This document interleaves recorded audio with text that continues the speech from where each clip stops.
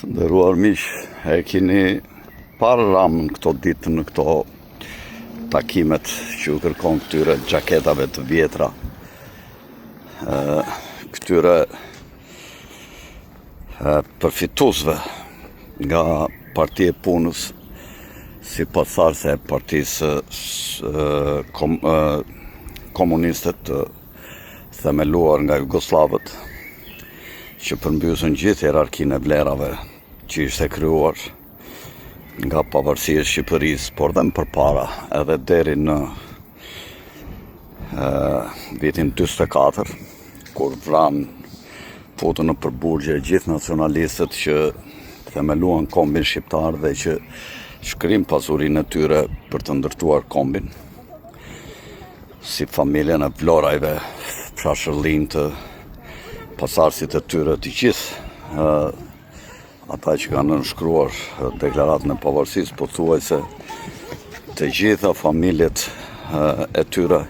u persekutuan dhe u vranë nga komunistët. Mbas vitit 90, kjo parti u nda në dy pjesë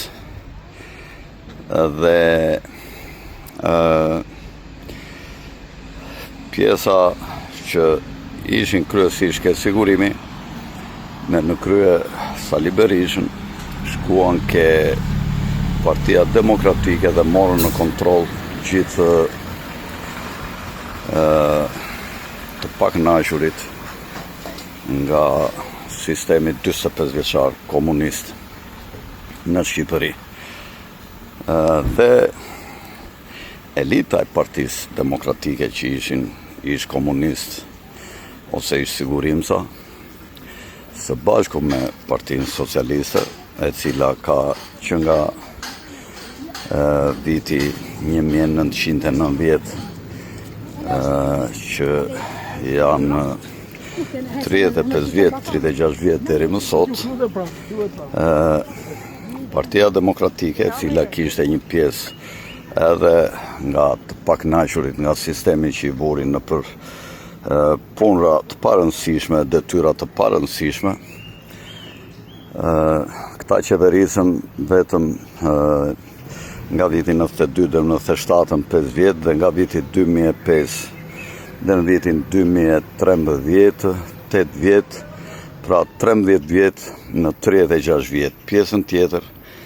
ka qeverisur direkt Partia e Punës ose Partia Komuniste. Këta kanë krijuar dhe një grup votuesish, militantësh, përfituesish, brigadierësh që kanë qenë në fshatra dhe që vuanin një lloj si fshatarët e tjerë që punonin me kazmë, vetëm këta mbanin atë zhallonin që matnin sa kishin punuar këta, po jetonin pak a shumë në të njëjtat kushte mizerabiliteti, kishin të njëjtën infrastrukturë të keqe edhe ushqeshin pothuajse të gjithë në të njëjtën mënyrë të keqe. Kjo klasë që quheshe e privilegjuar, që është në fakt e indoktrinuar, ka përfituar këto nga 36 vjetë, si thamë, po të heqësh 13 vjetë, i bie 23 vjetë, pra dy fishi ka qeverisur direkt Partia e Punës, kurse pjesën tjetër një pjesë e Partisë së Punës. Tashi, në të dyja këto partitë respektive janë këta e njëjta klasë politike që qeverisë dhe trashëgimtarët e këtyre familjeve që kanë qenë dhe në vitin 90 ke Partia e Punës, dhe janë këta të dy që kanë përfituar, dhe këto dy grupe që vinë nga Partia e Punës ose nga forca që u dhanë serbët dhe Partia Komuniste Jugoslave, të cilët zhvatin dhe shfrytëzojnë Shqipërinë dhe shqiptarët, dhe që janë pengesa më e madhe ndaj shumicës së popullit shqiptar. Këta kanë ngritur strukturat patronazhistët, administrata, kryesisht jo të gjithë, administrata e lartë në përministri, administratat e bashkive, janë të njëjtat familje që kanë përfituar, kanë shpatur, kanë mbjedhur Shqipërinë dhe shqiptarët, dhe sa herë që ky grup elitar i Partisë së Punës që ndodhen Partia Socialiste ose i Partisë Punës që ndodhen tek Partia Demokratike dhe i sigurimtave që ndodhen Partia Demokratike, sa herë që ndjejnë veten keq, bashkohen dhe fillojnë sulmojnë gjithë atë pjesë të madhe të popullsisë që ndihen të papërfaqësuar. Ka një tendencë që nga këto partit, nga këto mediat e majta në botë, të cilat e shfrytëzuan rebelimin e gjerë popullor të shqiptarëve, jo për Flamengon, po për Shqiponjën, pra për kombin, këta duan të vrasin, soroistët duan të vrasin me një gur dy zoq. E para duan të godasin Trumpin në zgjedhjet e ardhshme, duke dëmtuar sadopak me këto goditje të anësore, siç është edhe ky rast, që ka hapur debate edhe në institucionet ku krijojnë ligjet, në Kongres dhe në Senat, në Shtetet e Bashkuara. Këto mediat e majta me ngur duan të vrasin dy zoq, këto soroistët. Çfarë bëjnë këto? Këto paraqitin rebelimin në shkallë të gjerë, duke thënë që familja Trump po na prish me një nga popujt më pro-amerikan në Ballkan dhe musliman, popull më pro-amerikan musliman në botë, dhe e dyta e paraqisin sikur është një revolucion për Flamengot, për mushkonjat, për mizat, për zogjt, dhe në këtë mënyrë i bëjnë një reklam mikut të tyre, njeriu të tyre, Edi Rama, duke u për turizëm, duke u thënë gjithë ndërkombëtarëve që në Shqipëri ka kulturë më të lartë se në Zvicër. Ata shqetësohen për një Flamengo, ata shqetësohen për një zok, ata shqetësohen për një pije bari, dhe jo të mos shqetësohen në qoftë se siguria dhe jeta juaj cënohet, ose as mos ju shkojë në mendje që në Shqipëri mund të ketë ndonjë ngjarje të padëshiruar nga turistët, të cilët duhet ta vizitojnë në këtë vend kaq të civilizuar, kaq të zhvilluar, dhe për këtë sigurisht merit ka qeveria dhe kryeministri Edi Rama. Pra,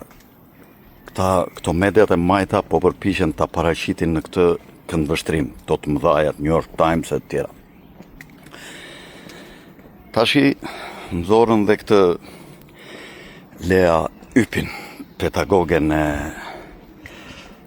LSAS, London School of Economics and Political Science, që është shkolla ku ka mbaruar dhe Sorosi, dhe shkolla kryesore e fabianistëve ku kjo është pedagoge. Kjo erdhi njerë, ndoshta me mendimin që t'i fusnin shqiptarët nga shiu në breshën, nga Rama ke kjo. Këto bëjnë betime atje ku shkojnë, në ato rrethet e tyre shkollore, i kompromentojnë, i korruptojnë dhe pastaj i dërgojnë në përvendet ku ato mund të kenë influencë që t'i përdorin si vegla. Kështu ka punuar gjithmonë Britania. Britania punon me 3 mënyra për të kontrolluar botën. E para me shkollat e saj, ku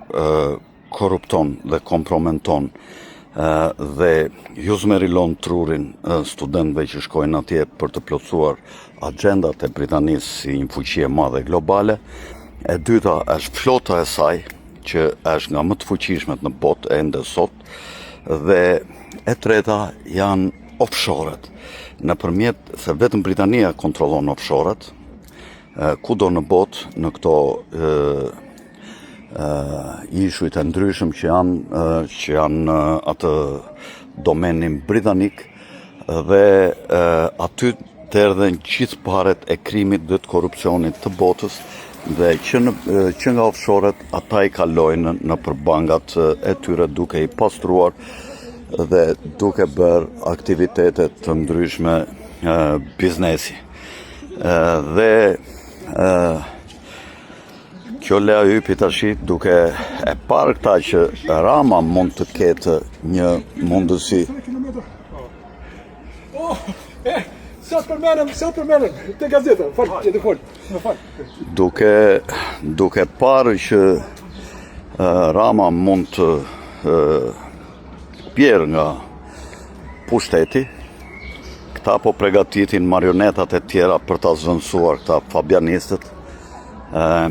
Britania është shumë aktive në shesh me agjenturat e saj, me njerëzit e saj, dhe pa u ndjerë ajo gjithmonë kërkon pjesën e luanit, por në shesh sigurisht janë dhe izraelitët. Dua t'ju them shqiptarve që gjithë Mosadi është sy e vesh dhe ka një përpjekje të madhe që në bashkëpunim me Ramën dhe me Berishën të kontrolloj çdo lloj organizmi që do të krijohet nga sheshi, për ta pasur në kontroll politikën shqiptare dhe për të vazhduar agjendat e tyre. Ekziston një platformë kontrolli elektronike që quhet Pegasus, që e kanë bërë izraelitët. Keni dhe një film për këta, një dokumentar, nëpërmjet të cilit këta në qeverit kujslinge, si që është qeveria e Ramës, japin këtë